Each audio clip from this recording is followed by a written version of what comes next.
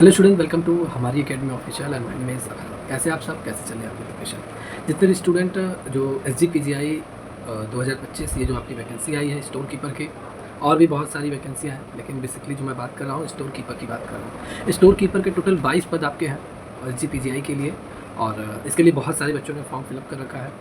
और बहुत सारे बच्चों के कहने पे आज से आपकी क्लासेज स्टार्ट हो रही हैं। आपको डेली इसी चैनल पे आपको जितना भी आपका सिलेबस है, सिलेबस के अकॉर्डिंग सारी क्लासेस आपकी मिलती रहेंगी। डेली आज से कवर कराया जा रहा है, थियरी और एमसीक्यू डेली आपका क्लास चलेगा इसी चैनल पे, इसी प्लेटफॉर्म पे। तो जितने भी बच्चे जो स्टोर कीपर एग्जाम की प्रिपरेशन कर रहे हैं, कहीं कंटेंट नहीं मिल रहा था बच्चों को। एक परफेक्ट कंटेंट मतलब ऐसा होता है जो आपका सिलेबस जितना है, सिलेबस तो आपका काफ़ी डीपली है। इसमें आपके कोर सब्जेक्ट से 60 नंबर के क्वेश्चन आएंगे। कोर सब्जेक्ट मतलब आपका जैसे हो गया क्या, कम्युनिकेशन स्किल्स है, आपके कंप्यूटर्स है, उसमें टाइपिंग वगैरह से रिलेटेड भी आपके क्वेश्चन आएंगे। और प्लस आपका इन्वेंट्री मैनेजमेंट है और मटेरियल मैनेजमेंट है, ये भी आपके सिलेबस में है। इन्वेंट्री मैनेजमेंट चलिए ठीक है, और भी बेटर है। मटेरियल मैनेजमेंट में आपका जीएफआर और जेम, दो ऐसे टॉपिक आपके ऐड हैं जिसको आपको मतलब अगर देखा जाए जीएफआर और जेम, इसमें बहुत ज़्यादा टॉपिक होता है, ठीक है। बहुत लंबा चौड़ा पीडीएफ होता है। आपको ये पीडीएफ जीएफआर और जेम का गूगल पे तो आपको मिल जाएगा, सरकारी वेबसाइट जो है जीएफआर की जेम की, वहाँ पे आपको मिल जाएगा। लेकिन क्वेश्चन कैसे पूछेगा, किस तरीके से पूछेगा, किस टाइप के क्वेश्चन आएंगे, ये बच्चों के माइंड में बहुत डाउट रहता है। तो देखिए, पूरी क्लासेस में कवर कराऊंगा आपका जितना सिलेबस है। अभी एग्जाम का डेट कोई अनाउंस नहीं किया गया, लेकिन मैं मान के चल सकता हूँ AIIMS Mumbai, AIIMS Ranchi, AIIMS Patna में जब ये वैकेंसी आई थी तो 1.5 महीने का समय लगभग मिला था। फिर उसके बाद नोटिस आ जाती है, तो 15-20 दिन पहले ही नोटिस आती है। तो टोटल मैं मान कर चल सकता हूँ कि 18 जुलाई को आपका फॉर्म ओवर हुआ है। 18 जुलाई से 18 अगस्त तक आप सेफ है, कोई एग्जाम नहीं, मतलब एग्जाम नहीं होगा। तो 1 महीना आपको मिल रहा है तैयारी के लिए। 18 अगस्त के बाद अल्टीमेटम चालू हो जाएगा, कभी भी नोटिस वगैरह आ सकती है, जल्दी ही एग्जाम ये लोग ले लेंगे। तो आप सभी बच्चे अपनी प्रिपरेशन बनाए रखिए, अपनी तैयारी करते रहिए। चलिए आज की क्लास स्टार्ट करते हैं। और आज की क्लास में हम बात करने वाले हैं इन्वेंट्री मैनेजमेंट होता क्या है, कितने टाइप के इन्वेंट्री आपके होते हैं, इन्वेंट्री मैनेजमेंट करने का प्रोसेस क्या होता है, प्रक्रिया क्या कौन सी फॉलो करनी पड़ती है हमें, और कौन कौन से सॉफ्टवेयर की ज़रूरत पड़ती है इन्वेंट्री को ट्रैक करने के लिए, रिकॉर्ड करने के लिए। इससे रिलेटेड पूरा थियरी और प्लस इनसे रिलेटेड जितने भी जो एमसीक्यूज में कराऊंगा, ये एग्जाम में आपके आए हुए क्वेश्चन है। तो this is important class for your exam, ठीक है। अच्छे से आप कवर कीजिए। और इसका नोट्स, हाँ मैं ये बता दूं, जो आज की क्लास का नोट्स है, ये जितने भी बच्चों ने जो कोर्स ज्वाइन कर रखा है उनको मिल जाएगा, उनके कोर्स प्लेलिस्ट में अपडेट कर दिया जाएगा। जैसे आप स्क्रीन पे देख रहे हैं, ये जो कोर्स है आपको हमारी एकेडमी ऑफिशियल ऐप पे आपको मिलेगा। गूगल प्ले स्टोर पर जाइए, हमारी एकेडमी ऑफिशियल आपको सर्च कीजिए, आपको ऐप मिलेगा, डाउनलोड कीजिए, रजिस्टर लॉगिन करके आप किस में जाएंगे, आप जाएंगे कोर्स वाले सेक्शन में। वहाँ पे मात्र 199 फीस है, इसकी मिनिमम फीस है 199। उतना पे करके आप इस कोर्स को ज्वाइन कर लीजिए। जितना भी अभी तक जो वैकेंसियाँ आई थी स्टोर कीपर की, चाहे वो एम्स रांची हो, एम्स पटना हो या एम्स मुंबई में, जितनी भी वैकेंसियाँ जो स्टोर कीपर के लिए आई थी, ऑलरेडी मैंने क्लासेस कवर करा रखे हैं, ठीक है। चाहे जीएफआर हो, चाहे आपका मटेरियल मैनेजमेंट हो, इन्वेंट्री मैनेजमेंट हो, और क्लास के साथ साथ मैंने नोट्स बहुत ज़्यादा उसमें प्रोवाइड किया है। सफिशिएंट नोट्स है, आपको पुराना जितना भी क्लास अभी तक हुआ है या जितना भी नोट्स आप उसमें अपडेटेड है, वो नोट्स डाउनलोड करके आप पढ़ लीजिए अच्छे से, ठीक है। और बाकी एस जी पी जी आई के लिए इधर मैं क्लासेस कर रहा हूँ, और प्लस एक्स्ट्रा आप सभी को नोट्स भी मैं प्रोवाइड कर रहा हूँ जैसा आपका सिलेबस है। जैसे मटेरियल मैनेजमेंट हो गया, इन्वेंट्री मैनेजमेंट हो गया, जो सिलेबस आपके दिए गए हैं, पर डे एक टॉपिक का आपको नोट्स वहाँ पे अपडेट कर दिया जा रहा है, थियरी विद एमसीक्यूज के साथ। तो आप सभी अपना तैयारी अच्छे से कर सकते हैं, कवर कर सकते हैं, ठीक है। तो आप सभी लोग कोर्स को ज्वाइन करना ना भूलें, आज ही ज्वाइन करें और अपनी तैयारी करते रहें। किसी भी जानकारी के लिए ये जो स्क्रीन पे नंबर है, इस पर कॉल करके आप जानकारी ले सकते हैं, ओके। चलिए आज की क्लास यहाँ पे आज की क्लास हम बात करते हैं इन्वेंट्री मैनेजमेंट होता क्या है। पूरा बेसिक लेवल से आज से आपका चल रहा है, बेसिक लेवल से पढ़ते रहिए। तो what is the inventory management, inventory management है क्या। तो सबसे पहले अगर हम बात करेंगे, इन्वेंट्री मतलब आप समझते ही होंगे, इन्वेंट्री मतलब हम इसका दूसरा नाम स्टॉक भी बोल सकते हैं, ठीक है। मैनेजमेंट मतलब उसको सही तरीके से सुरक्षित रखना, मैनेज करना उसको, this is inventory management. Inventory management है क्या, तो inventory management is the process. Inventory management आपकी क्या है, एक प्रक्रिया है, एक प्रोसेस है। जैसे कार्य करने का हमारा एक कोई तरीका होता है, वैसे इन्वेंट्री मैनेजमेंट आपका एक प्रोसेस है of efficiently ordering, storing, tracking and controlling a business inventory to meet customer demand while minimizing cost। जिसमें क्या होता है, इन्वेंट्री मैनेजमेंट अगर आपकी एक प्रक्रिया है, तो इसमें होता क्या है, इसमें किसी भी व्यवसाय की इन्वेंट्री मतलब माल हम कह सकते हैं, गुड्स हम कह सकते हैं, ठीक है। जैसे एक बिजनेस है, एक कंपनी है जो भी गुड्स का बिजनेस कर रही है, मतलब जो भी उसके पास है माल जिसको वो बेच रही है, खरीद रही है, उसे ही हम इन्वेंट्री कहते हैं, समझ में। तो इन्वेंट्री मतलब हम गुड्स भी बोल सकते हैं, दूसरा नाम इसका क्या है, गुड्स भी हम बोल सकते हैं, ठीक है। इन्वेंट्री जिसमें किसी व्यवसाय की गुड्स या व्यवसाय की इन्वेंट्री को कुशलता से मंगाना, कुशलता जहाँ से हमने ऑर्डर किया है सप्लायर से, अच्छी तरीके से उसे मंगाना सप्लायर से, ठीक है, सप्लायर से। और स्टोर करना मतलब क्या, उसको सुरक्षित रखना। ऐसा नहीं है सिर्फ मंगाने तक सीमित नहीं है, हमने अगर मंगा लिया अब उसको स्टोर करना। स्टोर कहाँ पे होगा, हम अपने गोदाम में करेंगे, ठीक है।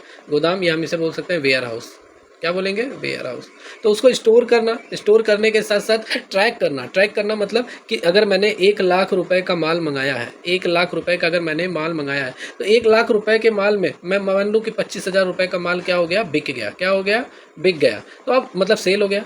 अब कितना माल मेरे पास बचा हुआ है, तो इसको मैं ट्रैक करूँगा। ठीक है, मान लेते हैं 25,000 का माल बिक गया और 5,000 का माल क्या निकल गया, डिफेक्टेड निकल गया, बेकार निकल गया। तो मेरे पास अब कितना सही सही जो गुड्स है, इन्वेंट्री है, वो कितना है मेरे पास, तो 25 और 5 30,000 हो गया आपका। तो मेरे पास टोटल अब 70,000 रुपये का मेरे पास माल है। ठीक है, तो इसको ट्रैक भी करना, कितना बिक रहा है, कितना मेरे पास बचा हुआ है, और उसको कंट्रोल करना भी शामिल होता है। कंट्रोल करना मतलब क्या, जो माल पहले मैंने खरीदा है, जो माल पहले, जो गुड्स या जो इन्वेंट्री हम, जो माल हमने क्या किया है, पहले खरीदा है, उसको पहले बेचना, पहले खरीदा है। ठीक है, उसे पहले बेचना, जाहिर सी बात है, पहले खरीदा हुआ माल हम पहले बेचने की कोशिश करेंगे, जिससे अपडेट मिलता रहे हमें कि कितना माल मैंने खरीदा था, कितना बिक गया। और कंट्रोल करना मतलब क्या, कोई भी गुड्स से नुकसान ना हो, ऐसा ना हो कि चोरी हो जाए, फिर या तो आग लग जाए। ठीक है, तो कोई भी ऐसा ना हो, इसलिए कंट्रोल करना भी इसमें आपका शामिल होता है, कंट्रोलिंग। ठीक है, ताकि हम क्या कर सकें, ताकि हम क्या कर सकें, कस्टमर की डिमांड को पूरा कर सकें, जो कस्टमर की नीड है, और इससे लागत भी कम हो। ठीक है, तो दिस इज़ इन्वेंट्री मैनेजमेंट। मेरे हिसाब से क्लियर हो गया होगा इन्वेंट्री मैनेजमेंट होता क्या है आपका। तो एक बार और मैं रीड कर दूं, इन्वेंट्री मैनेजमेंट एक प्रक्रिया है जिसमें किसी व्यवसाय की इन्वेंट्री को, गुड्स को कुशलता से मंगाना, ठीक है, एफिशिएंटली ऑर्डरिंग, स्टोर करना, रिकॉर्ड करना, ठीक है, ट्रैक करना एंड कंट्रोल करना, ये शामिल होता है, जिससे कस्टमर की नीड को पूरा किया जा सके और कॉस्ट भी कम हो। देखिए, इन्वेंट्री मैनेजमेंट का उद्देश्य क्या होता है, इसका जो गोल होता है, to have the right product in the right quantity at the right time. मतलब सही समय पर, सही मात्रा में, सही क्वांटिटी में, राइट क्वांटिटी में, राइट टाइम पर राइट प्रोडक्ट उपलब्ध कराना। मतलब इसका उद्देश्य यही होता है कि सही समय पे, जब भी आपके कस्टमर ने, आपके जितने भी ग्राहक हैं, आपके जितने भी क्या है, कस्टमर है, उन्होंने कहा कि 1 जुलाई को मुझे लगभग 100 यूनिट आपका गुड्स मुझे चाहिए। ठीक है, तो आपको सही समय पे, मतलब 1 जुलाई को ही आपको, और जितना भी उन्होंने मांगा हुआ है, 100 यूनिट मांगा हुआ है, तो 100 यूनिट आपको सप्लाई करना है उन्हें। ठीक है, और सही उत्पाद, जो भी प्रोडक्ट आप बेच रहे हैं, वो सही रहना चाहिए, सही स्थिति में। ठीक है, तो सही उत्पाद उपलब्ध कराना, ये इसका मुख्य उद्देश्य होता है इन्वेंट्री मैनेजमेंट का। ठीक है, तो दिस इज़ इन्वेंट्री मैनेजमेंट। आइए अब यहाँ पे हम बात करते हैं इन्वेंट्री कितने टाइप्स के होते हैं। तो सबसे पहले टाइप्स ऑफ द इन्वेंट्री के प्रकार। तो एक रॉ मटेरियल आपका होता है, सेकंड आपका वर्क इन प्रोग्रेस होता है, जिसे हम विप बोलते हैं, थर्ड हमारा फिनिश गुड्स होता है, एंड फोर्थ हमारा MRO सप्लाई होता है। इसको डिटेल में जानते हैं। सबसे पहले रॉ मटेरियल। आपको कोई भी गुड्स, आपको पूरे दुनिया में, पूरे वर्ल्ड में जो भी चीज़ आप खाते हैं, पीते हैं, यूज़ करते हैं, ठीक है, वो सभी चीज़ें रॉ मटेरियल से बनी होती हैं। कोई भी प्रोडक्ट है, वो बना बनाया कंपनी नहीं तैयार करती है। प्रोडक्ट है, वो कंपनी, ऐसा नहीं है कि ऐसी फैक्ट्री लग गया तो तुरंत वहाँ से बनकर ही निकल गया। रॉ मटेरियल की ज़रूरत पड़ती है, कच्चे माल की, रॉ मटेरियल। फिर वो रॉ मटेरियल क्या होता है, कई प्रोसेस से गुजरता है, फिर उसके बाद वो फिनिश्ड गुड्स में तैयार होता है। ठीक है, तैयार माल तैयार होता है, फिनिश्ड गुड्स जिसे हम बोलते हैं, जो बिकने के लिए रेडी हो गया। ठीक है, तो सबसे ज़रूरी आपका क्या होता है, रॉ मटेरियल ज़रूरी होता है। तैयार उत्पाद को बनाने में उपयोग की जाने वाली जो मूल सामग्री होती है, वो आपका रॉ मटेरियल होता है। मतलब material use to produce finish goods. जैसे टेक्सटाइल, अगर आप टेक्सटाइल बिजनेस कर रहे हैं, कपड़े का बिजनेस कर रहे हैं, तो कपड़ा आपका किससे बनता है, कॉटन से बनता है, तो cotton is a raw material. ठीक है, बेकरी मतलब आपका ये आटे से ही बनता है, तो आटा आपका क्या हो गया, फ्लोर, मतलब ये आपका हो गया क्या, मैं क्या इसे बोलेंगे, वीट, गेहूँ, फ्लोर, आटा। ठीक है, तो ये आटे से आपका हो गया, आटा, मैदा, ये सारी चीज़ें आपकी क्या होंगी, रॉ मटेरियल हो गई। तो रॉ मटेरियल आपका एक इन्वेंट्री हो गया। सेकंड आपका हो गया वर्क इन प्रोग्रेस, कार्य प्रगति पर है। मतलब ऐसे item that being produce into final product. मतलब वे वस्तुएं जो उत्पादन प्रक्रिया में, प्रोडक्शन प्रोसेस में तो हैं, लेकिन अभी तक पूरी तरीके से पूरी नहीं हुई हैं। जैसे अगर मैं बात कर लूँ रॉ मटेरियल, अभी मैंने बताया ना, रॉ मटेरियल से आपका क्या तैयार होता है, आपका रॉ मटेरियल फिनिश गुड्स में क्लियर होता है। भाई जाहिर सी बात है, कोई भी अगर हम सामान बना रहे हैं तो हमें क्या ज़रूरत पड़ेगी, रॉ मटेरियल की ज़रूरत पड़ेगी। अब रॉ मटेरियल अभी मैंने तो फैक्ट्री में डाला, मान लेते हैं मशीनों में डाला गया, अब बनने में, अगर फिनिश गुड्स तैयार होने में टोटल 6 घंटा है, तो मैं बात कर लूँ तीसरे घंटे में अगर मैं चेक करूँगा तो वो विप, ठीक है, विप मतलब वर्क इन प्रोग्रेस में अभी है, अभी तैयार नहीं हुआ है। ठीक है, तो यही आपका होता है। मतलब वे वस्तुएं जो उत्पादन प्रक्रिया में है लेकिन अभी पूरी नहीं हुई हैं। जैसे हाफ स्टिच शर्ट, जैसे अभी एक शर्ट बन रहा है फैक्ट्री में, लेकिन अभी वो आधा सिला हुआ है, पूरी तरीके से नहीं। सेमी बेक्ड केक जो बन रहा है वो अभी आधा पका हुआ है, पूरी तरीके से नहीं। तो दिस इज़ इन्वेंट्री आपका, ये भी इन्वेंट्री है। ठीक है, और फिनिश गुड्स अगर हम बात कर लें, तैयार माल, तो ऐसा प्रोडक्ट जो पूरी तरीके से रेडी है सोल्ड होने के लिए, बिकने के लिए, ऐसा प्रोडक्ट जो पूरी तरीके से बिकने के लिए तैयार है। तो this is third types of inventory. जैसे पैकेजिंग फूड, आपके हो गए, गारमेंट्स आपके कपड़े वगैरह हो गए, इलेक्ट्रॉनिक्स हो गए, ये सारी चीज़ें। फोर्थ आपका है एमआरओ सप्लाईज़। एमआरओ सप्लाईज़ मतलब क्या, ऐसी इन्वेंट्री होती है जो बहुत ही खास होती है हमारे लिए, जैसे maintenance, repair and operational items that use to support production, मतलब मशीनों के रखरखाव, मरम्मत और संचालन में उपयोग होने वाली जो सामग्रियाँ होती हैं, जो प्रोडक्ट होते हैं, वो हमारे क्या होते हैं, एमआरओ सप्लाईज़ में आपके काउंट होते हैं। जैसे ल्यूब्रिकेंट्स आपका हो गया, क्लीनिंग सप्लाईज टूल्स हो गए, तो ये भी एक आपके इन्वेंट्री के टाइप्स हैं। फोर्थ टाइप ऑफ इन्वेंट्री आपकी ये हो गया।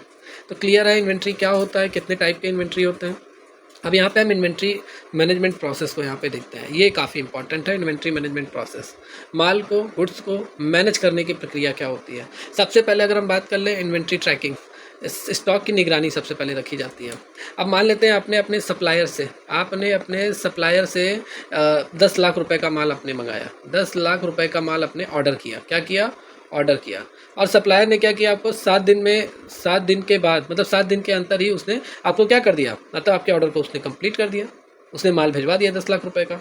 अब आप क्या करेंगे, आप इस माल को कैसे रिकॉर्ड करेंगे। जाहिर सी बात है, आप इस जितना भी उसने गुड्स मंगवाया भिजवाया है, जहाँ से आपके सप्लायर ने जितना भी आपको सप्लाई किया है, आप उसकी क्या करेंगे, हर एक इन्वेंट्री की, हर एक गुड्स के मूवमेंट को आप रिकॉर्ड करेंगे। ठीक है, हर एक गुड्स के मूवमेंट को आप रिकॉर्ड करेंगे। 10 लाख रुपए का अगर माल आया है तो सबसे पहले आप रिकॉर्ड कर लेंगे, 10 लाख रुपए का माल आ गया है, 10 लाख रुपए का, 10 लाख रुपए का माल आ गया है। अब आप देखेंगे कितना बेकार निकल गया है भाई, कुछ ना कुछ जो माल सप्लाई होता है उसमें कुछ डिफेक्टेड भी निकल जाता है। मान लेते हैं 10,000 रुपए का माल डिफेक्टेड निकल गया, बेकार निकल गया, इसको भी आप रिकॉर्ड करेंगे। अब आपके पास 9,90,000 रुपए का माल आपके पास बचा हुआ है। ठीक है, तो आप इसको रिकॉर्ड करेंगे कितना माल पूरे एक हफ्ते में बिका हुआ है, एक हफ्ते में कितना माल बिक गया है और कितना माल बिकना बाकी है, बिक गया है। ठीक है, और कितना माल बिकना बाकी है, हर एक चीज़ आप रिकॉर्ड करेंगे। ठीक है, कितना मैं उधार माल सेल कर रहा हूँ, उसको भी आप रिकॉर्ड करेंगे। कितना मैं कैश पे माल सेल कर रहा हूँ, उसको भी आप रिकॉर्ड करेंगे। सारी चीज़ें आप हर एक गुड्स को रिकॉर्ड करेंगे। ठीक है, तो ये सारी चीज़ें हैं। फिर सेकंड है आपका स्टॉक रिप्लेनिशमेंट, हम यहाँ पे बोलेंगे रिप्लेनिशमेंट, स्टॉक की भरपाई। स्टॉक की भरपाई मतलब क्या, जैसे recording stock when it reach the minimum level, जब न्यूनतम स्तर पर पहुंचने से पहले नया ऑर्डर कर देना। जैसे अभी मैंने कहा आपने 10 लाख रुपए का माल मंगवाया है, 10 लाख रुपए का जो गुड्स है, इन्वेंट्री। ठीक है, आपने जो ऑर्डर किया हुआ है, क्या किया हुआ है, ऑर्डर किया हुआ है, आपको मिल गया। अब आपने क्या किया, आप 8 लाख रुपए का माल आपने सोल्ड कर दिया, बेच दिया। ठीक है, आपने 8 लाख रुपए का माल क्या किया, सोल्ड कर दिया, बेच दिया। तो अभी 2 लाख रुपए का माल आपके पास बचा हुआ है, 2 लाख रुपए का जो गुड्स है वो आपके पास बचा हुआ है। अभी 2 लाख खत्म नहीं हुआ है, लेकिन उससे पहले ही आपको क्या, अपने गुड्स को भी भाई आप देखेंगे ना कि भाई अगर ये 2 लाख बिक गया तो माल आने में लगभग 7 दिन का समय लग जाता है, कहीं से भी अगर हम ऑर्डर करवाते हैं तो 7 दिन क्या आप क्या करोगे, 7 दिन आपका बिजनेस ठप हो जाएगा। इसीलिए न्यूनतम लेवल पर पहुँचने से पहले ही आप ऑर्डर कर दीजिए। ठीक है, नया ऑर्डर देना, जिससे आपका जो बिजनेस है वो चलता रहे। ठीक है, और सारी एक्टिविटी होती रहे आपके बिजनेस की। तो न्यूनतम स्तर पर पहुंचने से पहले नया ऑर्डर कर देना, दिस इज स्टॉक रिप्लेनिशमेंट, मतलब स्टॉक की भरपाई आपकी होती है। एग्जाम में पूछा गया है, इससे भी क्वेश्चन आप क्या है। थर्ड टाइप है आपका इन्वेंट्री मैनेजमेंट प्रोसेस की, स्टॉक इन्वेंट्री वैल्यूएशन। इन्वेंट्री को वैल्यूएट करना, ठीक है, उसकी वैल्यू निर्धारित करना। Calculate the value of inventory using FIFO, LIFO and weightage average cost method. ये सब आपको किस में मिलेगा, ये सब आपको फाइनेंशियल मैनेजमेंट में भी आपके ये टॉपिक में है, फाइनेंशियल। ठीक है, फाइनेंशियल मैनेजमेंट में ये पूरा डिटेल में आप सभी को पढ़ाया जाता है। तो फीफो लीफो, फीफो मतलब क्या, फीफो मतलब होता है first in and first out, first in and first out, ये आपका क्या होता है, फर्स्ट आउट, ये आपका क्या है, फीफो मेथड है। और लीफो मतलब क्या होता है, last in and first out, last in and first out, first out. तो देखिए लीफो, फीफो और वेटेज एवरेज मेथड से आप क्या करेंगे, अपने स्टॉक की वैल्यू निकालेंगे, निर्धारित करेंगे। जैसे जो माल पहले आया है उसे आप पहले बेचकर हटाएंगे। कितने रुपए का माल मैंने खरीदा था उस समय, 100 रुपये का मैंने खरीदा था, महंगाई काफ़ी बढ़ गई है तो इसको बेचकर जल्दी से हटाओ, मैं ज़्यादा मुनाफा नहीं कमाऊंगा, 120 में बेचकर हटा दूंगा। लीफो मतलब क्या, LIFO last in and first out, जैसे जो माल अभी मैंने मंगाया है वो अब पूरी तरीके से मार्केट से गायब हो रहा है, कोई उसे नहीं खरीद रहा है, नई टेक्नोलॉजी का गुड्स आ गया है, तो जाहिर सी बात है हम लास्ट इन जो पहले आया है उसको हम पहले बेचकर हटाएंगे। ठीक है, या ये भी कह सकते हैं कि जो गुड्स मैंने खरीदा है वो इस समय काफ़ी उसकी डिमांड हो गई है कस्टमर की, तो मैं उसी को पहले बेचूंगा और पहले बेचकर ज़्यादा मुनाफा कमाऊंगा। तो ये दोनों मेथड से आप निकालेंगे कितने रुपए का माल मैंने बेचा है और कितना मेरे पास बचा हुआ है। ठीक है, वेटेज एवरेज मतलब सभी को कैलकुलेट करके निकाला जाता है, वीफो लीफो सब शामिल हो जाते हैं इसमें। तो ये आपका हो गया। फिर इन्वेंट्री मैनेजमेंट प्रोसेस में आपका फोर्थ है stock rotation. Stock rotation important है। जैसे पुराने स्टॉक को पहले बेचना ताकि जो माल है वो ख़राब ना हो और ऑब्सोलेंस ना हो, स्पॉइलेज और ऑब्सोलेंस ना हो, मतलब अप्रचलित ना हो। जैसे मान लेते हैं 1 साल से आपके पास माल बचा हुआ है, 1 साल से 1 ईयर से आपके पास क्या, आपके पास मैं कह दूं कि लेनोवो, ठीक है, लिनेवो, लिनेवो का टैबलेट आपके पास बचा हुआ है, ठीक है, टैबलेट बचा हुआ है। और वो भी कौन सा, ये आपका 10K में मान लूँ, जो नई कंपनी है 10-11, नहीं नहीं 11 प्रो आपके पास बचा हुआ है। अब आपको मालूम चल गया कि भैया लेनोवो वाला क्या है, वो नया वेरिएंट लॉन्च करने वाला है, वो अब 12 PK करके कोई भी एक नया वेरिएंट वो लाने वाला है। तो आप क्या करेंगे, अब आपका अगर ये नया लॉन्च हो गया तो जाहिर सी बात है ये पुराना वाला क्या हो जाएगा, ऑब्सोलीन्स हो जाएगा, पुराना हो जाएगा। कोई इसे मांगेगा नहीं, मांगेगा। जो भी खरीदेगा वो नया वेरिएंट खरीदेगा। अगर कोई पुराना खरीदेगा जब आप ऑफर वगैरह देंगे, ठीक है, तब वो जाहिर सी बात है खरीद लेगा, वरना ये नहीं बिकेगा, ठीक है। तो आप क्या करोगे, आप पुराने स्टॉक को पहले बेचकर हटाओगे, चाहे जैसे, चाहे डिस्काउंट देना पड़े, ऑफर देना पड़े, कोई भी चीज़ आपको देना पड़ेगा। तो ये भी स्टॉक इन्वेंट्री मैनेजमेंट का एक प्रोसेस है आपका, ठीक है। तो दिस इज इम्पॉर्टेंट। फिफ्थ है इन्वेंट्री मैनेजमेंट प्रोसेस का स्टॉक ऑडिट। समय समय पे अपने इन्वेंट्री की भौतिक जांच, भौतिक जांच मतलब क्या, फिजिकल वेरिफिकेशन आपको करना पड़ेगा। आपको खुद ही अपने गोदाम में जाना पड़ेगा, खुद ही जाइए आप अपने गोदाम में, अपने वेयर हाउस में आप खुद ही जाइए और जाके जितनी भी इन्वेंट्री आपके पास है, जितनी भी इन्वेंट्री आपके पास है, सबको आप चेक कीजिए। क्या कीजिए, सबको चेक कीजिए, आप तुरंत चेक कीजिए, ठीक है। ऑपरेटर के भरोसे मत बैठे रहिए या अकाउंटेंट के भरोसे नहीं बैठना है, ठीक है, इनके भरोसे या किसी सॉफ्टवेयर के बदौलत नहीं रहना है। चलिए वो तो है, अब बात की बात है, लेकिन मुझे खुद ही जाकर फिजिकल वेरिफिकेशन करना पड़ेगा और अपने इन्वेंट्री की, और उसे रिकॉर्ड करना पड़ेगा, कितना माल बिक गया है, कितना बचा हुआ है। क्योंकि बहुत बार जब चोरी होती है, आग लग जाती है, तो बहुत सारी चीज़ें क्या होती हैं, हम रिकॉर्ड नहीं कर पाते हैं। तो ये आपको खुद करना पड़ेगा। तो दिस इज़ फिफ्थ, ठीक है। ये आपका क्या है, इन्वेंट्री मैनेजमेंट प्रोसेस है, fifth inventory management process, stock audit. Clear है आपका। चलिए अब यहाँ पे हम बात करते हैं इन्वेंट्री मैनेजमेंट टेक्निक्स के बारे में बात करते हैं। इन्वेंट्री मैनेजमेंट की तकनीकें कौन कौन सी हैं, कौन से टेक्निक्स अप्लाई किए जाते हैं इन्वेंट्री को मैनेज करने के लिए। सबसे पहले JIT, जस्ट इन टाइम, इसे हम बोलेंगे। तो स्टॉक को तभी मंगाया जाए जब उसकी ज़रूरत हो, ताकि होल्डिंग कॉस्ट क्या हो, कम आए।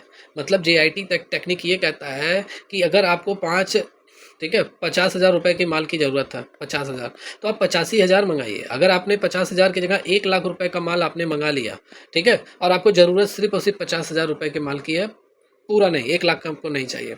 लेकिन अगर आपने मान लेते हैं 1 लाख रुपए का माल मंगा लिया, तो सबसे पहले इसकी स्टोरेज कॉस्ट, भाई इसकी भंडारण लागत, वो भी तो खर्चा आएगा, ठीक है।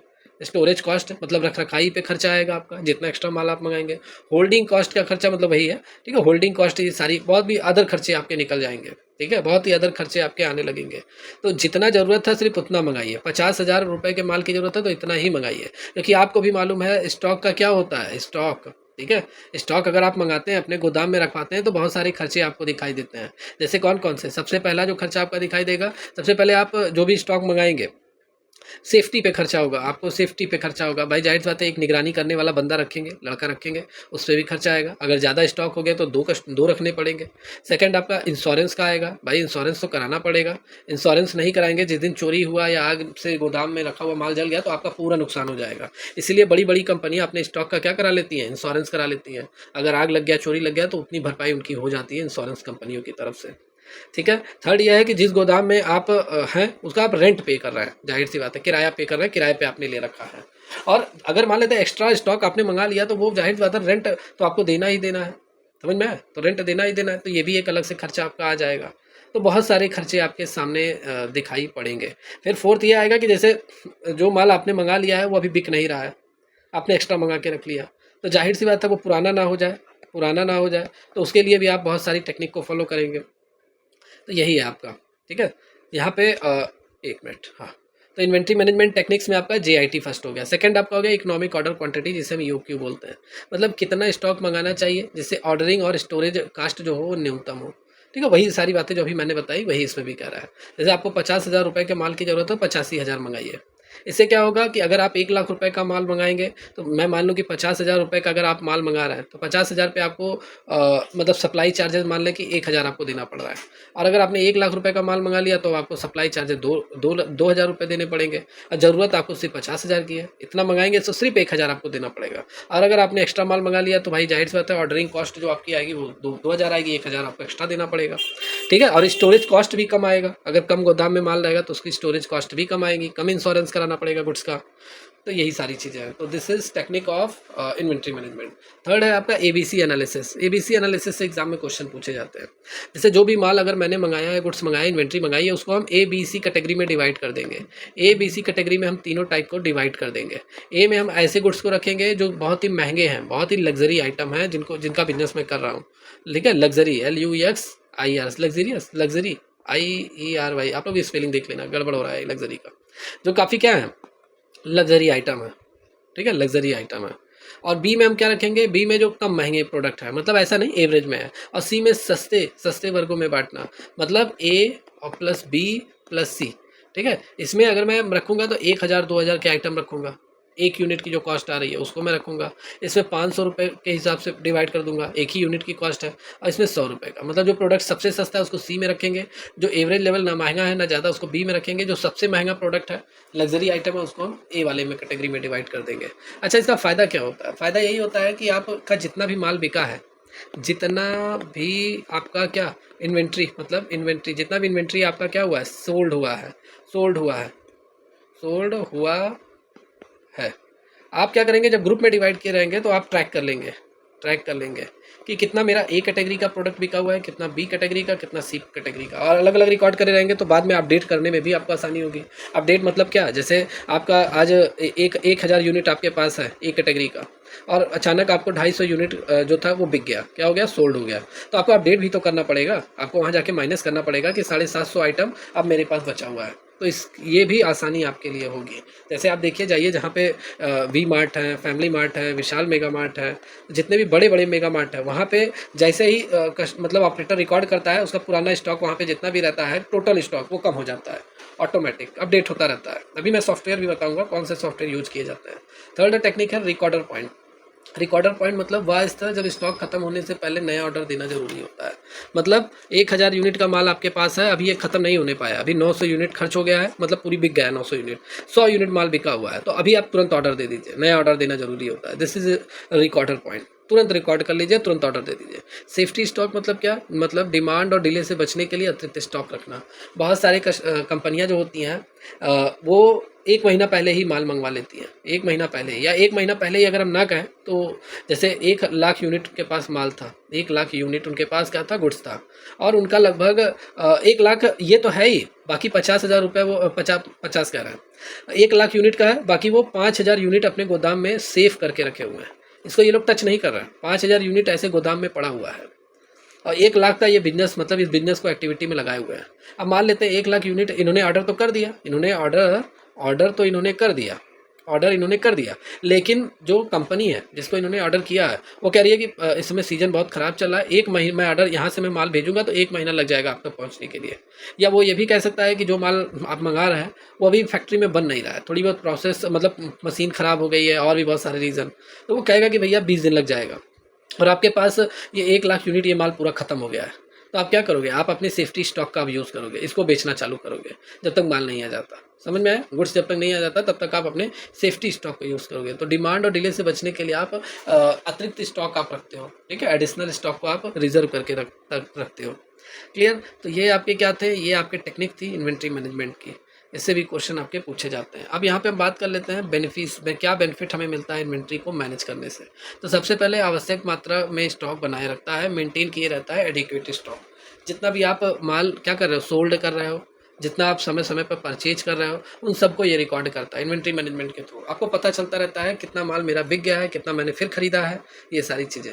Reduce storage and holding cost, भंडारण लागत को घटाता है। वही मैंने जो बताया ना कि आपको 1,000 यूनिट माल की ज़रूरत है और आपने ऑर्डर कर दिया 2,000 यूनिट, तो एक्स्ट्रा आपने क्यों किया? अगर एक्स्ट्रा आपने किया तो भाई स्टोरेज कॉस्ट ज़्यादा आएगा, और जितना आपको ज़रूरत है सिर्फ उतना ही आप कर रहे हैं, तो इससे क्या होगा, इससे आपका स्टोरेज और होल्डिंग कॉस्ट है ये कम आएगा आपका।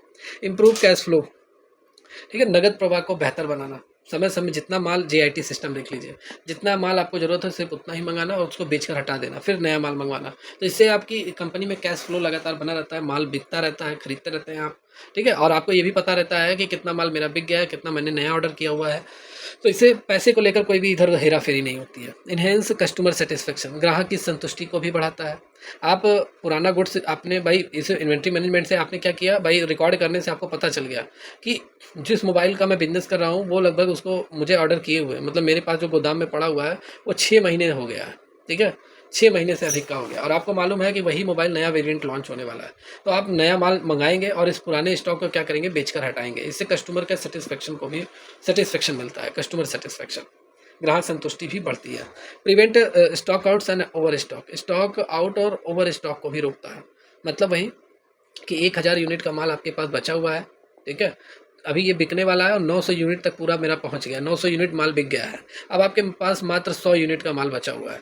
तो 100 यूनिट का माल अगर आपके पास बचा हुआ है तो ये 100 यूनिट का माल, ठीक है, ख़त्म होने से पहले आपको नया ऑर्डर कर देना पड़ेगा। न्यू ऑर्डर के लिए आपको ऑर्डर स्लिप लगा देनी पड़ेगी, नया ऑर्डर आपको देना पड़ेगा। जैसे 3 से 4 दिन के अंदर आपके पास जो नया ऑर्डर आपने दिया हुआ है 500 यूनिट का, वो आपके गोदाम में पहुँच जाए, सप्लाई हो जाए, जिससे जिससे स्टॉक आउट से बचा जा सके। और ओवर स्टॉक क्या, ओवर स्टॉक मतलब जितना माल आपको ज़रूरत है सिर्फ उतना ही रखिए। 500 यूनिट माल की ज़रूरत है तो सिर्फ 500 यूनिट माल ही मंगाइए, ठीक है? ऐसा नहीं कि 1000 यूनिट माल मंगा लीजिए। तो इन्वेंट्री मैनेजमेंट हमें इन सभी से बचाता है, ठीक है? इन सभी से ये फ़ायदे हमारे होते हैं इन्वेंट्री मैनेजमेंट के। इसलिए इन्वेंट्री मैनेजमेंट से हमें पता चल जाता है ना कि 500 यूनिट माल की ज़रूरत है तो हम 5 ही 100 मंगाएंगे, बढ़ाकर नहीं मंगाएंगे, समझना? स्टॉक आउट्स मतलब मुझे पता चल गया 1000 यूनिट मेरे पास माल था, 900 बिक गया है और मात्र अब 100 यूनिट बचा हुआ है, तो उससे पहले ही हम क्या कर देंगे, ऑर्डर कर देंगे अपने सप्लायर को। तो ये सब फ़ायदा हमें मिलता है इन्वेंट्री मैनेजमेंट का। अब यहाँ पे हम बात कर लें इसकी, देखिए कुछ चीज़ों की अच्छाइयाँ होती हैं तो खराबियाँ भी होती हैं। तो इन्वेंट्री मैनेजमेंट के जो डिसएडवांटेज है उसको हम ज़रा देखते हैं। और यहाँ पे जो हम बात करेंगे पुअर इन्वेंट्री मैनेजमेंट का, अगर आप गलत तरीके से इन्वेंट्री यानी गुड्स को रिकॉर्ड करते हैं, ट्रैक करते हैं, तो उसके भी नुकसान आपको दिखाई पड़ेंगे। पुअर इन्वेंट्री मैनेजमेंट से आपका क्या होगा, फ्रीक्वेंटली स्टॉक आउट, बार बार स्टॉक खत्म होने की आशंका बनी रहेगी। सही से रिकॉर्ड नहीं करेंगे तो आपको इन्वेंट्री का कोई भी डेटा नहीं मिलेगा सही से, तो खत्म होने की आशंका रहेगी। ओवर स्टॉकिंग मतलब ज़रूरत से ज़्यादा अगर आप स्टॉक रखेंगे तो इंश्योरेंस चार्ज आपके ज़्यादा देने पड़ेंगे, रेंट किराया भी आपको देना पड़ेगा, ठीक है? सेफ्टी स्टॉक्स पे आपका खर्चा आएगा, माल को सुरक्षित रखने के लिए एम्प्लॉय वगैरह रखने पड़ेंगे, बहुत ज़्यादा खर्चा आएगा। वेस्टेज ऑफ पेरिसेबल गुड्स, खराब होने वाली माल की बर्बादी भी होगी। ज़्यादा आपने स्टॉक, ओवर स्टॉक अगर आपने मंगा लिया, ठीक है, तो जाहिर सी बात है वो एक ना एक दिन क्या हो जाएगा, वो स्टॉक पुराना हो जाएगा। पुराना हो जाएगा तो वो बिकेगा नहीं, तो ख़राब भी हो सकता है, या रखे रखे वो स्टॉक ख़राब भी हो सकता है। तो बहुत सारे नुकसान आपको होंगे। जैसे आप देख लीजिए जो किराने की दुकान चलाते हैं, किराने की दुकान चलाते हैं, अब ये लोग बहुत अच्छी तरीके से चलाते हैं, ठीक है, और इनको मालूम रहता है कौन सा चीज़ मंगाना चाहिए, कितना मंगाना चाहिए। अब मान लेते हैं जो बहुत सारे जिनको नॉलेज नहीं रहती है वो क्या करिए, वो सीधा सीधा 100 किलो आटा उन्होंने मंगा के रख लिया, आटा, ठीक है, और जबकि उनको अभी ज़रूरत था अपनी दुकान के हिसाब से, जितना उनका दुकान है, शॉप है, 10 मतलब जितना उनका मार्केट में बिक रहा है, उन्हें सिर्फ और सिर्फ 50 केजी ही ज़रूरत था, लेकिन वो 100 केजी मंगा के रख लिए। तो जाहिर सी बात है ये आटा जो इन्होंने एक्स्ट्रा मंगा के रख लिया, क्योंकि जो आटा है इनका समय समय पर बिक रहा है, हमेशा नहीं बिक रहा है। तो जाहिर बात है रखे रखे उसमें बहुत सारी चीज़ें, बहुत सारी खराबियाँ आ जाएंगी, ठीक है, धीरे धीरे वो ख़राब होना चालू हो जाएगा, घुन वगैरह पड़ेगा और भी बहुत सारी चीज़ें। चलिए, इंक्रीज स्टोरेज कॉस्ट, अधिक भंडारण लागत आती है। अभी मैंने बताया ज़्यादा माल आपने मंगा लिया तो स्टोरेज कॉस्ट, उसको रखने के लिए आपको खर्चा बहुत ज़्यादा आपके ऊपर गिरेगा। पुअर कस्टमर से एक्सपीरियंस, ग्राहक भी असंतुष्ट होंगे। पुराना माल अगर आप रखे रहेंगे उसी को बेचेंगे तो ग्राहक भी असंतुष्ट रहेंगे। नया माल आप बेचिए, ठीक है, तो उससे वो भी खुश रहेंगे। तो ये पुअर इन्वेंट्री मैनेजमेंट के ये क्या थे, डिसएडवांटेज थे। अब पॉपुलर इन्वेंट्री मैनेजमेंट टूल्स आपके क्या हैं, ऐसे कौन से टूल्स यूज़ किए जाते हैं, सॉफ्टवेयर यूज़ किए जाते हैं इन्वेंट्री को मैनेज करने के लिए। तो टैली ERP, जिसमें अकाउंटिंग और प्लस इन्वेंट्री दोनों इसमें अब शामिल हो गया है। तो इससे क्या होगा कि हम जितना भी इन्वेंट्री खरीद रहे हैं, बेच रहे हैं गुड्स, उसको हम अकाउंटिंग उसका करेंगे, लेखा जोखा करेंगे, उसको रिकॉर्ड करेंगे। तो ये टैली ERP एक सॉफ्टवेयर है और ये मेरे हिसाब से पेड सॉफ्टवेयर है। इसके लिए आपको पैसे देने पड़ते हैं, फ्री में भी मिल जाएगा, लेकिन फ्री में ये है कि काम नहीं करेगा, आप सीखने के पर्पज़ से करोगे। बाकी अगर कोई शॉप वगैरह आप डालोगे, दुकान लगाओगे, मतलब चालू करोगे बिजनेस, तो टैली ERP के लिए आपको कुछ पेड सब्सक्रिप्शन देना पड़ता है। जोहो इन्वेंट्री, ये भी आपका एक सॉफ्टवेयर है और क्लाउड बेस्ड इन्वेंट्री सिस्टम। ऐसे SAP है for enterprises level management, quick books of commerce, ठीक है, small to medium business, Odoo, ठीक है, Odoo open source ERP with inventory module. तो ये सभी आपके सॉफ्टवेयर हैं, टूल्स हैं, इंपॉर्टेंट है, याद कर लीजिए। सभी रिकॉर्ड किए जाते हैं इन्वेंट्री के लिए। पूरा थियरी आपका कवर हो गया। अब हम यहाँ पे कंक्लूजन बात करेंगे थोड़ा सा, और इसी 3-4 लाइन में आपने जितना पढ़ा हुआ है वो सब क्लियर हो जाएगा। तो inventory management is a critical for any product based business. Inventory management किसी भी प्रोडक्ट आधारित व्यवसाय के लिए क्या है, बहुत ही महत्वपूर्ण होता है। It ensure stock availability, reduces cost, increase efficiency and improve customer satisfaction. Inventory management क्या करता है, स्टॉक की उपलब्धता सुनिश्चित करता है, कॉस्ट को घटाता है, एफिशिएंसी मतलब संचालन में दक्षता लाता है और कस्टमर सेटिस्फेक्शन को बढ़ाता है। फिर यहाँ पे बात कर लें, proper inventory management can be difference between profit and loss in a competitive market. एक प्रतिस्पर्धी बाजार में सही इन्वेंट्री प्रबंधन लाभ और हानि के बीच अंतर बन सकता है। कंपटीटर मार्केट में जहाँ पे आप ही नहीं है, आप ही जैसे ही आप हैं, आपके जैसे बहुत सारे लोग हैं जो ये बिजनेस कर रहा है, आप ही जैसा सिमिलर प्रोडक्ट, ठीक है। तो सही इन्वेंट्री मैनेजमेंट से क्या होगा, आप लाभ और हानि के बीच अंतर बन सकता है। सही इन्वेंट्री मैनेजमेंट आपने रखा तो जाहिर सी बात है आप प्रॉफिट में रहेंगे, बिजनेस अच्छा चलेगा। गलत तरीके से आपने इन्वेंट्री को मैनेज किया, पुराना स्टॉक आपके पास पड़ा रह गया, स्टोरेज और वेयर हाउस मतलब होल्डिंग कॉस्ट ज़्यादा आ गई तो और भी अनावश्यक खर्चे होते रहेंगे, तो इससे आपके प्रॉफिट पे भी असर पड़ेगा। चलिए ये पूरा था थियरी सेक्शन। कैसी लगी क्लास, आप सभी बच्चे कमेंट्स करके जरूर बताइए। और जितने भी स्टूडेंट इस क्लास को देख रहे हैं, आप लोग लाइक नहीं करते हैं, बहुत सारे बच्चे करते हैं लेकिन बहुत सारे बच्चे क्लास देखकर चले जाते हैं, ठीक है। तो आप सभी लोग लाइक जरूर किया करें, ठीक है। लाइक करने से आपके क्या होगा, ये जो क्लास है ये उन सभी बच्चों तक पहुंचेगा जिनको इनकी ज़रूरत है, ठीक है, और वो भी अपनी पढ़ाई कर सकें। तो आप लोग लाइक जरूर किया कीजिए, और चैनल पर पहली बार आए चैनल को लाइक एंड सब्सक्राइब करना ना भूलें। बाकी ये स्क्रीन पे आप जो देख रहे हैं, ठीक है, और ये बैच आप ज्वाइन कर लीजिए हमारी एकेडमी ऑफिशियल ऐप से। इससे आपको नोट्स इसका मिल जाएगा, पूरा क्लास लेक्चर आपको मिलेगा, सारी चीज़ें आपको इसमें मिल जाएंगी। जितना भी मैंने पुराना क्लास कवर कराया हुआ है सभी नोट्स आपको मिल जाएंगे। पढ़ते रहिए, मेहनत करते रहिए। चलिए नेक्स्ट यहाँ पे हम लोग क्वेश्चन बात करते हैं, एमसीक्यूज क्वेश्चन प्रैक्टिस करते हैं जितना भी हम लोगों ने पढ़ा है। इन्वेंट्री मैनेजमेंट का मुख्य उद्देश्य क्या होता है, what is the main objective of inventory management. तो मुख्य उद्देश्य क्या होता है, एम्प्लॉई को मॉनिटर करना, गलत है, इन्वेंट्री को मॉनिटर किया जाता है। टू कलेक्ट कस्टमर फीडबैक, सही समय पर सही स्टॉक उपलब्ध कराना। नहीं नहीं ये नहीं, कस्टमर से फीडबैक लेने के लिए, तो ये भी गलत है आपका। कस्टमर से फीडबैक लेने के लिए हम थोड़ी ना इन्वेंट्री को मैनेज करते हैं, हम यहाँ पे सी आंसर आपका सही है, सही समय पर सही स्टॉक उपलब्ध होना चाहिए। हमारे पास अगर हम एक बिजनेसमैन है, इन्वेंट्री को सही तरीके से मैनेज कर रहे हैं तो हमें पता चल जाता है कि right stock at the right time, ठीक है, सही समय पर हमें सही माल मिलता रहे और कोई भी इन्वेंट्री की मतलब हमारे पास ओवर स्टॉक हमारे पास ना हो। तो सही समय पर सही स्टॉक उपलब्ध कराना ये इन्वेंट्री मैनेजमेंट का मुख्य उद्देश्य मतलब मेन गोल्स होता है। थोड़ा डिटेल में बात कर लें, इन्वेंट्री मैनेजमेंट का जो गोल्स होता है, मेन ऑब्जेक्टिव्स है, आवश्यक सामान सही मात्रा में सही समय पर उपलब्ध हो, मतलब इंश्योर करना कि right quantity of stock is available right time to avoid stock outs और ओवर स्टॉक। सही समय पे हमें सही माल मिलता रहे ताकि हमारे प्रोडक्शन और सेलिंग में कोई भी रुकावट ना हो। जैसे मुझे 1000 यूनिट रॉ मटेरियल की ज़रूरत है, किसकी ज़रूरत है, रॉ मटेरियल की, रॉ मटेरियल की मुझे ज़रूरत है। अब मुझे 1 जुलाई तक मुझे चाहिए ही चाहिए, मेरे पास है नहीं रॉ मटेरियल, तो जाहिर बात है अगर 1 जुलाई तक नहीं आता है तो मुझे बहुत नुकसान होगा। अगर 1 जुलाई तक ये सप्लाई हो जाता है तो हमारा जो प्रोडक्शन प्रोसेस है वो रुकेगा नहीं, ठीक है, अच्छा प्रोडक्शन होता रहेगा, फिनिश गुड तैयार होता रहेगा, माल बिकता रहेगा। तो ये मेन उद्देश्य है, इसका मेन गोल है। कौन सा इन्वेंट्री का प्रकार नहीं है, विच of the following is not a type of inventory. तो रॉ मटेरियल इन्वेंट्री का टाइप्स है, वर्क इन प्रोग्रेस ये भी मैंने पढ़ाया है, ये भी इन्वेंट्री का टाइप्स है, फिनिश्ड गुड्स ये थर्ड टाइप का इन्वेंट्री प्रोसेस है आपका, और ये डिजिटल मार्केट ये इन्वेंट्री है नहीं, ठीक है, इन्वेंट्री मार्केटिंग ये है, आप इन्वेंट्री नहीं है आपका।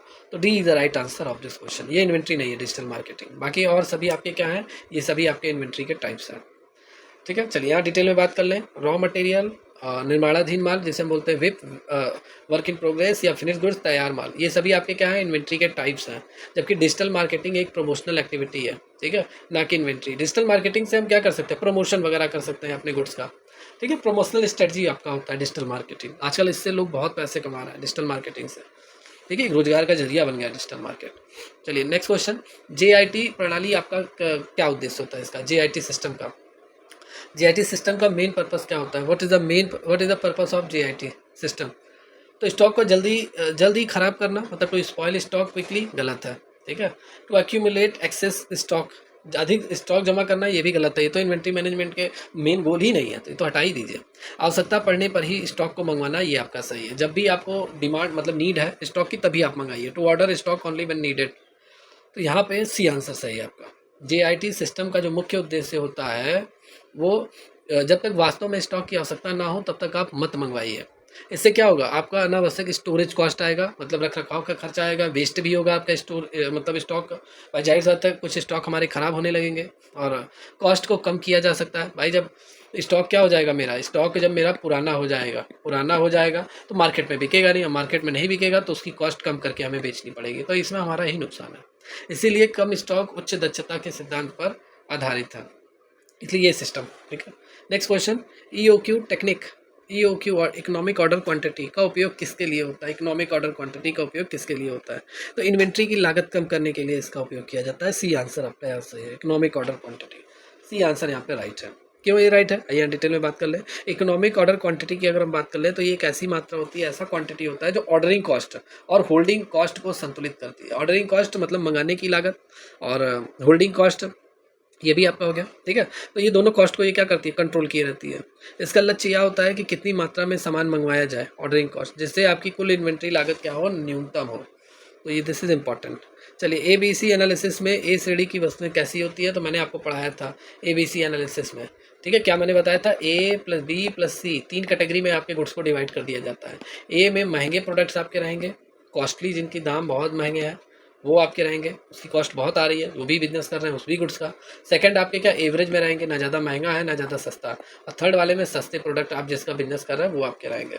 तो ए वाली क्लास में मतलब कैटेगरी में आपके कैसे आइटम रहेंगे, एक्सपेंसिव और इम्पॉर्टेंट आइटम्स आपके रहेंगे। तो यहाँ पे बी आंसर आपका यहाँ पे सही है। ठीक है, ABC एनालिसिस में इन्वेंट्री को मूल्य और महत्व के आधार के वर्गीकृत किया जाता है, क्लासीफाई किया जाता है।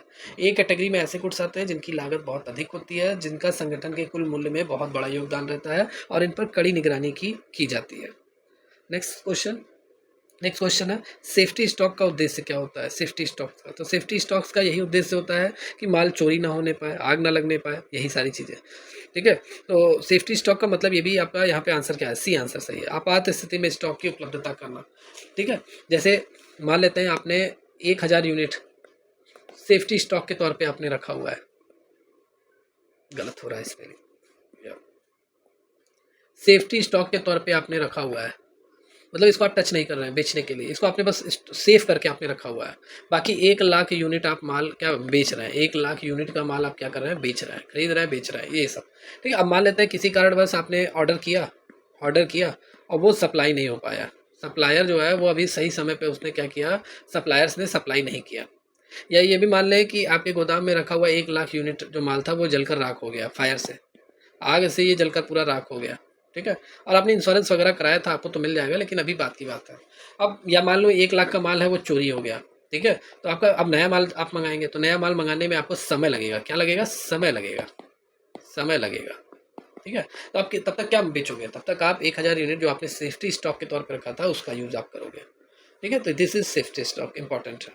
देखिए, सेफ्टी स्टॉक अतिरिक्त स्टॉक होता है जो अप्रत्याशित मांग, डिलीवरी में देरी या आपातकाल जैसी स्थितियों में इस्तेमाल किया जाता है। और इसका जो मेन गोल होता है, मेन ऑब्जेक्टिव्स होता है, ये सुनिश्चित करना कि आपके गोदाम में, आपकी कंपनी में स्टॉक कभी ख़त्म ना हो, पूरी तरीके से पैदल ना हो जाए, आप ख़त्म हो जाए। ठीक है, चलिए नेक्स्ट क्वेश्चन, फिनिश गुड्स हम किसे कहते हैं? तो फिनिश गुड्स आपका होता है तैयार माल, जिसे हम बोलते हैं रॉ मटेरियल, ये कच्चा माल आपका होता है, रॉ मटेरियल से आपका वो फिनिश गुड्स तैयार होता है। ठीक है, फिनिश गुड्स जो मार्केट में क्या है, जो मार्केट में बिकने के लिए तैयार है, जो मार्केट में, ठीक है, बिकने के लिए तैयार है, बिकने के लिए क्या है, ये तैयार है, this is finished goods. Clear? तो यहाँ पे आपका राइट आंसर क्या है, राइट आंसर बी है, बिक्री के लिए तैयार ऐसी वस्तुएं, मतलब आइटम जो रेडी है सेल के लिए, उसे हम फिनिश्ड गुड्स बोलते हैं। चलिए, फिनिश्ड गुड्स ऐसे गुड्स होते हैं जिनका उत्पादन पूरा हो चुका है, प्रोडक्शन प्रोसेस, और अब ये पूरी तरीके से सेल होने के लिए रेडी है, और ये कस्टमर को डिलीवरी करने से पहले अंतिम अवस्था होती है, मतलब कस्टमर को बेचने से पहले जो लास्ट स्टेज गुड्स का होता है वो आपका फिनिश गुड्स आपका होता है। चलिए नेक्स्ट क्वेश्चन, इन्वेंट्री वैल्यू को निर्धारित करने के लिए कौन सा मेथड यूज़ किया जाता है, मतलब which of the following is method inventory valuation. तो इन्वेंट्री का वैल्यूएशन करने के लिए हम कौन से मेथड का यूज़ करते हैं, तो हम फीफो मेथड का यूज़ करते हैं, जिसका फुल फॉर्म होता है first in and first out is valuation method. ये आपका वैल्यूएशन मेथड है, आज ही की क्लास में मैंने आपको पढ़ाया। तो यहाँ पे बी आंसर आपके सही है। ठीक है, तो FIFO first in and first out, ये इन्वेंट्री मूल्य निर्धारण की विधि है जिसमें पहले खरीदा गया या पहले आया हुआ गोदाम में जो हमारा माल आया है, गुड्स आया, इन्वेंट्री आया है, उसका इस्तेमाल हम पहले करें या उसको हम पहले बेचें। इससे जितना भी गुड्स जो पहले आया था, ठीक है, हम बेचकर हटा रहे हैं फीफो मेथड के थ्रू, तो इससे हमारा आकलन लगाना, मतलब कैलकुलेट करना कि कितने रुपए का माल अब मेरे पास बचा हुआ है, और पूरा हम फ्रेश अपडेट करते रहेंगे। ठीक है, जो भी चीज़ें खरीद रहे हैं, बेच रहे हैं, अपडेट करने में आसानी होगी। बी आंसर सही है। रिकॉर्डर पॉइंट का मतलब क्या होता है? रिकॉर्डर पॉइंट का what does recorder point mean? Recorder point का मतलब ये होता है जब आप नया स्टॉक ऑर्डर करना हो आपका, दिस इज रिकॉर्डर पॉइंट। ठीक है, नया स्टॉक ऑर्डर करना हो, this is reorder point. C answer यहाँ पे सही है आपका। डिटेल में बात कर ले, रिकॉर्डर पॉइंट वह स्टॉक का लेवल होता है, वह स्टॉक का लेवल होता है जब किसी स्टॉक को, जब किसी प्रोडक्ट को नया ऑर्डर देना चाहिए ताकि स्टॉक खत्म होने से पहले आपको मिल जाए। ठीक है, मतलब आपके पास 200 यूनिट बस माल बचा हुआ है, 1000 यूनिट आपके पास था जिसमें से 800 यूनिट आपने बेच दिया, अब आपके पास 200 यूनिट माल बचा हुआ है। उससे पहले ही आप ऑर्डर कर दीजिए अपने सप्लायर को कि भैया मेरे गोदाम में माल क्या करवा दीजिए, भिजवा दीजिए, सेंड कर दीजिए। ठीक है, भिजवा दीजिए उससे पहले। तो ये जो पॉइंट होता है यही आपका रिकॉर्डर पॉइंट होता है, मतलब ये डिमांड, लीड टाइम और सेफ्टी स्टॉक पर निर्भर करता है। चलिए, इन्वेंट्री किस प्रकार की आपकी संपत्ति होती है, आपकी प्रॉपर्टी होती है, आपकी एसेट्स होती है? तो inventory is classified as which type of the assets? तो आप लोगों ने फाइनेंशियल अकाउंटिंग में भी पढ़ा होगा, ये इन्वेंट्री आपकी क्या होती है? ये आपकी करंट एसेट्स आपकी होती है, आप ही की संपत्ति है, आप ही के एसेट्स है, लेकिन ये करंट एसेट्स आपके होते हैं। एसेट्स आपके दो तरीके के होते हैं, एसेट्स आपके दो तरीके के होते हैं। एक आपका होता है फिक्स एसेट्स, आपका होता है फिक्स एसेट्स आपका होता है, और सेकेंड आपका क्या होता है? करंट एसेट्स होता है, करंट एसेट्स। ठीक है, फिक्स एसेट्स में आपका क्या आएगा? जैसे लैंड आएगा, बिल्डिंग आएगी, ठीक है, मशीनरी आपका आएगा और ये बहुत सारे आइटम। और करंट एसेट्स में क्या आएगा? जैसे आपका स्टॉक हो गया जिसको बेचकर आप तुरंत पैसे कमा सकते हैं। अच्छा, फिक्स स्टॉक ऐसे स्टॉक, सॉरी, फिक्स एसेट्स आपके ऐसे एसेट्स होते हैं जिनको हम तुरंत बेचकर पैसे नहीं मिल सकता मुझे, ठीक है, और बाकी इनका यूज़ हम लंबे समय के लिए करते हैं प्रॉफिट जनरेट करने के लिए। बाकी करंट स्टॉक में आपके जिनको हम बेच कर तुरंत कैश में कन्वर्ट कर सकें, तो ये आपके करंट स्टॉक जो है वो आपका करंट एसेट्स है। और आपका गोल्ड हो गया, तुरंत मार्केट में जाइए बेच दीजिए, अच्छा खासा पैसा मिल जाएगा आज के समय में, तो ये आपका करंट स्टॉक है। और जो आपके पास कैश इन हैंड, जो आपके पास पैसे आपके हाथ में बचे हुए हैं, वो भी आपके करंट एसेट्स है। तो ये सभी आपके करंट एसेट्स हैं। तो इन्वेंट्री भी आपका क्या है? करंट एसेट्स है। चलिए, इन्वेंट्री को क्या माना जाता है? करंट एसेट्स, क्योंकि इसे 1 वर्ष के भीतर बेचकर उपयोग करके हम इसे कैश में कन्वर्ट कर सकते हैं और इससे कैश फ्लो तब्दील होने में हो सकने वाली संपत्ति है। नेक्स्ट क्वेश्चन है, सप्लाई चेन में लीड टाइम आपका क्या होता है? Lead time, what is lead time in the supply chain? तो यहाँ पे लीड टाइम आपका होता है, ऑर्डर आपने दे दिया, अब ऑर्डर देने से माल प्राप्त होने के बीच में जो समय होता है, दिस इज लीड टाइम, मतलब time between ordering and receiving goods. C is the right answer of this question. जैसे आज आपने ऑर्डर दे दिया, आज 21 तारीख आपने ऑर्डर दे दिया, कितना? 21 जुलाई को आपने क्या दे दिया? 21 जुलाई को आपने ऑर्डर दे दिया कि 1000 यूनिट मेरे गोदाम में आप क्या कर दीजिए? सप्लाई कर दीजिए। और आपने किसको ऑर्डर दिया? आपने अपने सप्लायर को ऑर्डर दिया, 1000 माल यूनिट की ज़रूरत है, मुझे भिजवा दीजिए। ठीक है, अब ये कहेगा कि भैया बारिश वगैरह बहुत हो रही है और आते आते स्टॉक आपके गोदाम तक कम से कम 4 से 5 दिन लग जाएगा। 21 तारीख को आपने दिया है तो टोटल 26 से 27 के बीच में आपको मिलेगा। तो जाहिर सी बात है, ये समय जो आपका होता है, यही जो टाइम होता है आपका, यही आपका क्या होता है? लीड टाइम आपका होता है। ठीक है, लीड टाइम आपका होता है। तो यहाँ पे C is the right answer of this question. Lead time आपका एक ऐसा टाइम होता है जो ऑर्डर देने और माल को प्राप्त करने के बीच लगता है। इससे प्रोडक्शन, ट्रांसपोर्ट, प्रोसेसिंग टाइम को भी इसमें शामिल किया जाता है। नेक्स्ट क्वेश्चन है, निम्नलिखित में से कौन सा उदाहरण, मतलब which of the following is an example of merchandise? Merchandise ये आपका सेकंड टॉपिक है आने वाला, ठीक है, उसको भी मैं पढ़ाऊंगा। तो मर्चेंडेस आपका इनमें से कौन सा एग्जाम्पल है? तो मर्चेंडाइज आपका होता क्या, किस तरीके का एग्जांपल है? तो देखिए, mobile phone kept for sale in a retail shop, खुदरा दुकान में बिक्री के लिए रखा गया जो मोबाइल होता है, ये आपका मर्चेंडाइज का एग्जांपल है। ठीक है, C is the right answer of this question. इसको डिटेल में हम बात कर लें तो जो आपके खुदरा दुकान होते हैं जहाँ पे छोटे छोटे आइटम्स आपको मिलते हैं, मतलब कोई भी चीज़ ज़रूरत आइटम आप वहाँ से खरीद सकते हैं। तो मोबाइल फ़ोन जो रखा गया है सेल के लिए रिटेल स्टोर पर, वो मर्चेंडाइज आपके होते हैं, मर्चेंडाइज आइटम होता है। तो मर्चेंडाइज आइटम आपके वे वस्तुएं होती है जो बिक्री के लिए रखी जाती है। और खुदरा दुकानदार जो रिटेल में जो शॉपकीपर है में रखा गया जो मोबाइल फ़ोन है जिसे ग्राहक को बेचा जाना है, this is merchandise is example, merchandise item है। नेक्स्ट क्वेश्चन, कौन सी वस्तु एमआरओ, मेंटेनिंग, रिपेयर और ऑफर ऑपरेशन, ये इसका फुल फॉर्म है। Maintaining, repair and operational inventory में आपका आता है। तो याद कीजिए, मैंने इन्वेंट्री में आपको 4 टाइप्स आपको मैंने पढ़ाए थे। इन्वेंट्री 4 प्रकार के आपके होते हैं। कौन कौन सा, जल्दी बताइए। पहले मैंने एक पढ़ाया था रॉ मटेरियल, ठीक है। सेकंड मैंने WIP विप मैंने पढ़ाया था, वर्क इन प्रोग्रेस, माल तैयार हो रहा है, अभी पूरी तरीके से नहीं हुआ है, थोड़ा बहुत माल तैयार हुआ है। और फिर थर्ड मैंने बताया था फिनिश गुड्स मैंने बताया था, ठीक है, फिनिश गुड्स। और फोर्थ मैंने क्या बताया था, फोर्थ मैंने बताया था यही MRO, maintenance repair and operational. मतलब इसमें ऐसे मशीन आते हैं जो सफाई के लिए प्रयोग किए जाते हैं, सफाई के लिए जो क्लीनर यूज़ होता है, मशीन मेंटेनेंस, ठीक है, क्लीनर के लिए, वो आपके क्या होंगे, MRO इन्वेंट्री आपके होंगे, ठीक है। MRO maintenance repair and operational inventory ऐसे गुड्स हैं जो किसी मशीन या इक्विपमेंट की मरम्मत, सफाई, संचालन में उपयोग होती हैं, जैसे क्लीनर, ग्रीस, टूल्स, ये सब आपके हो गए। नेक्स्ट क्वेश्चन है, निम्नलिखित में से कौन सी इन्वेंट्री कॉस्ट का प्रकार नहीं है? तो होल्डिंग कॉस्ट आपका इन्वेंट्री कॉस्ट का टाइप्स है। ऑर्डरिंग कॉस्ट हो गया आपका, शिपमेंट कॉस्ट ये भी होगा आपका। ब्रांडिंग कॉस्ट ये मार्केटिंग एक्सपेंसेस है। ब्रांडिंग कॉस्ट ये कैसा एक्सपेंसेस है या कैसा कॉस्ट है? तो ये मार्केटिंग कॉस्ट है आपका, ठीक है। माल तैयार होने के बाद उसका प्रचार प्रसार करना, और ब्रांडिंग लागत मतलब ब्रांड पे जो खर्चा होता है, ठीक है, तो वो आपका होगा। बाकी ये तीनों आपके ऐसे खर्चे हैं, ऐसी कॉस्ट है, ठीक है, जो इन्वेंट्री से रिलेटेड है आपके, तो ये सब इन्वेंट्री कॉस्ट है आपके। तो D is the right answer of this question. Holding cost को हम स्टोरेज कॉस्ट भी बोल सकते हैं, ठीक है, मतलब माल को रखने की लागत जो आती है सेव करके, वो हो गया। ऑर्डरिंग कॉस्ट मतलब माल जहाँ से आपने ऑर्डर किया है, दिल्ली के हैं और आप गुजरात से माल मंगा रहे हैं, अब माल मंगवाने में भी आपको शिपिंग चार्जेस आपको देने पड़ेंगे, शिपिंग चार्जेस आपको देने पड़ेंगे।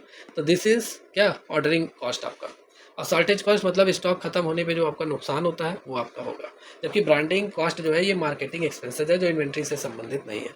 तो D is the right answer of this question, ठीक है। चलिए नेक्स्ट है, सीजनल इन्वेंट्री का एग्जांपल कौन सा है इसमें? सीजनल इन्वेंट्री का एग्जांपल अगर हम बात कर लें जो सीजन पे बिकती है, मतलब कोई फेस्टिवल पे, ठीक है, फेस्टिवल पे वो प्रोडक्ट बिकते हैं, तो वो आपका हो गया। तो यहाँ पर C is the right answer of this question. Diwali पर बिकने वाले जो दीपक है, मतलब लैंप है, जो सोल्ड होते हैं आपके ड्यूरिंग दिवाली, दिवाली के दौरान ही ये इन्वेंट्री यानी ये गुड्स, ये इन्वेंट्री मार्केट में दिखाई देता है आपको। वरना साल भर आप देखोगे कहीं झालर वगैरह बिकता है, नहीं बिकता है, दिया वगैरह बिकता है, नहीं बिकता है। तो यही सारी चीज़ें हैं। तो ये सीजनल इन्वेंट्री है आपके, समय आने पे, फेस्टिवल आने पे ये चहल पहल दिखाई देते हैं मार्केट में। तो सीजनल इन्वेंट्री वो होती है जो विशेष मौसम, फेस्टिवल और अवसर पर ये बिकते हैं। जैसे दिवाली पर बिकने वाले दीपक केवल त्यौहार में ही, त्यौहार के समय, ये फेस्टिवल के समय ज़्यादा बिकते हैं, तो ये साल भर नहीं बिकते हैं। This is seasonal inventory. Overstocking का रिजल्ट क्या हो सकता है आपके सामने? कैसा रिजल्ट दिखाई देगा जब आपके गोदाम में 1000 यूनिट माल की बस ज़रूरत है और आपने 5000 यूनिट माल मंगा के रख लिया है। तो क्या आपने ज़्यादा अगर माल मंगाया है तो उसका रिजल्ट आपको क्या दिखाई देगा? यही दिखाई देगा भाई, उसकी स्टोरेज कॉस्ट ज़्यादा आएगी, भाई भंडारण लागत ज़्यादा आएगी, सिंपल सी बात है। इंश्योरेंस आपको कराना पड़ेगा, रेंट आप पे कर रहे हैं उसमें भी बढ़ोतरी हो सकती है, ठीक है। और भी सेफ्टी स्टॉक्स पे भी खर्चा होगा, गार्ड वगैरह रखेंगे और भी रखेंगे क्योंकि ज़्यादा क्वांटिटी में माल है, तो बहुत सारी चीज़ें हो जाएंगी। तो यहाँ पर आपका B is the right answer of this question. Overstocking तब होता है जब ज़रूरत से ज़्यादा स्टॉक जमा हो जाता है, इससे स्टोरेज के लिए अधिक जगह और संसाधन की ज़रूरत होती है, जिससे आपकी क्या लागत बढ़ जाती है और माल भी खराब होने की आशंका बनी रहती है। नेक्स्ट क्वेश्चन है, और इनमें से कौन सा इन्वेंट्री कंट्रोल सिस्टम नहीं है? जो मैंने टूल्स पढ़ाए थे इन्वेंट्री कंट्रोल का टूल्स, इनमें से कौन सा नहीं है ये पूछा जा रहा है। इसमें से कौन सा है इन्वेंट्री कंट्रोल सिस्टम, ठीक है। तो इसमें मैंने आपको पढ़ाया था क्या, रैपिड, रैपिड मैंने आपको पढ़ाया था, ठीक है। B is the right answer of this question. ये इन्वेंट्री कंट्रोल क्या है, टेक्निक है, सिस्टम है, जिसका उपयोग इन्वेंट्री को स्कैन करने, उसकी स्थिति मतलब उसका कंडीशन कैसा है, मूवमेंट को ट्रैक करने के लिए किया जाता है। ये आधुनिक इन्वेंट्री कंट्रोल सिस्टम है जो ऑटोमेशन को क्या देता है, बढ़ावा देता है। तो यहाँ पे C is the right answer of this question. Supply का मतलब क्या होता है इन्वेंट्री में? इन्वेंट्री सप्लाई का मतलब इन्वेंट्री में क्या होता है, मतलब ये होता है कि प्रोडक्शन, ठीक है, all the material needed for production and sales, जितना भी आपको मटेरियल सामग्री की जरूरत है उत्पादन करने के लिए, बेचने के लिए, ठीक है, दिस इज सप्लाई। तो यहाँ पे C is the right answer of this question. Supply का मतलब होता है इन्वेंट्री में कि तैयार माल या रॉ गुड्स, मतलब रॉ मटेरियल से नहीं है, बल्कि उन सभी वस्तुओं से है जो प्रोडक्शन प्रोसेस और सेलिंग के लिए आवश्यक होती हैं, जैसे raw material, packaging item, supporting, ठीक है, गुड्स, ये आपके हो गए। तो दिस इज क्या आपके, तो सप्लाई मीन आपके होंगे, सप्लाई मीन इन इन्वेंट्री, उत्पादन और बिक्री के लिए जरूरत सामग्रियाँ। कैसी लगी क्लास, आप सभी बच्चे कमेंट्स करके जरूर बताइए। आज की क्लास हम यही ओवर करते हैं, पहला टॉपिक आपका कवर हो गया। पढ़ते रहिए, मेहनत करते रहिए, कभी भी एग्जाम का डेट आ सकता है 1 महीने बाद। बाकी आप सभी बच्चे जितने भी स्टूडेंट इस क्लास को देख रहे हैं, इस ऐप को तुरंत डाउनलोड कर लीजिए, और डाउनलोड करने के बाद आप अपनी तैयारी के लिए क्या कर सकते हैं, ये जो टेस्ट आपको दिखाया जा रहा है, ठीक है, ये जो बैच, इसको तुरंत ज्वाइन कर लीजिए। मिनिमम फीस है, ज्वाइन कर लेंगे, आपको एम्स मुंबई, पटना और आपका रांची में जितना जो मैंने पढ़ाया था पुराना क्लास, वो सब आपको मिल जाएगा, नोट्स आपको मिल जाएंगे, भरपूर नोट्स आपको मिलेगा। और प्लस इतनी जितने आपका जो सिलेबस है, वो सिलेबस के अकॉर्डिंग नोट्स हमारे जो ऑपरेटर है वो आपको हम देंगे, अपडेट कर रहे हैं हम लोग, ठीक है। आपका एक प्लेलिस्ट बना हुआ है SGPGI वैकेंसी, उसमें अपडेट किया जा रहा है, वहाँ से आप नोट्स अपना डाउनलोड करके पढ़ सकते हैं। बाकी इधर यूट्यूब पे जितनी क्लासेस हो रही हैं, ये भी आपका नोट्स आपको मिलता रहेगा। कहीं नहीं भटकना है, एक जगह बने रहिए, तैयारी करते रहिए, मेहनत करते रहिए। कोई भी पूछना है तो आप दिए गए नंबर पे कॉल करके जानकारी ले सकते हैं। बाकी इस कमेंट बॉक्स में टाइप कर दीजिए और भी जानकारी आपको दी जाएँगी। मिलते हैं नेक्स्ट क्लास में, take care and good bye.